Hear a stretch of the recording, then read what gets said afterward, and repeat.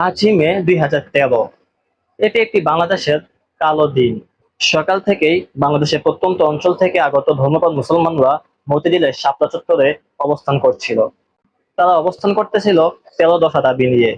সেই ১৩ দফা দাবির মূল উদ্দেশ্য ছিল ইসলামকে অবমাননা করা ও রাসূল সাল্লাল্লাহু আলাইহি সাল্লামকে কটুকারীর শাস্তি বাস্তবায়ন করার লক্ষ্যে। তখন শাহবাগ থেকে ইসলামকে অবমাননা করা এবং রাসূল সাল্লাল্লাহু আলাইহি সাল্লামকে নিয়ে কটূক্তি করে তখন এদেশের ধর্মপ্রাণ মুসলমানরা তাদের শাস্তি বাস্তবায়নের লক্ষ্যে এই শাপলা চত্বরে জমায়েত হয়েছিল।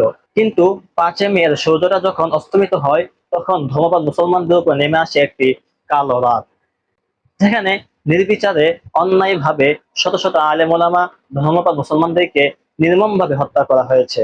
তারা নিজেদের স্বার্থের জন্য মাঠে নামে নাই, তারা নিজেদের কোনো ব্যক্তিগত অধিকার আদায়ের জন্য মাঠে নামে নাই, তারা মাঠে নেমেছিল ইসলাম ও রাসূলের ইজ্জতকে রক্ষা করার জন্য। কিন্তু সেই রাতে তৎকালীন সরকার সেই ধর্মপ্রাণ মুসলমানদেরকে নির্মমভাবে হত্যা করে, যার বিচার আজও এই বাংলার জমিনে হয়নি। শাপলা ট্র্যাজেডি শুধুমাত্র একটি ঘটনা নয়, এটি একটি ইতিহাস, এটি একটি বিপ্লব।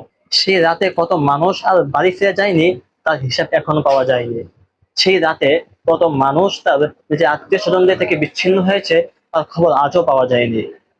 সেই লাশগুলো কোথায়, তাদেরকে কোথায় দাফন করা হয়েছে, তাদের জানাজা করা হয়েছে কিনা, এর কোনো সন্ধান এখনো পাওয়া যায়নি।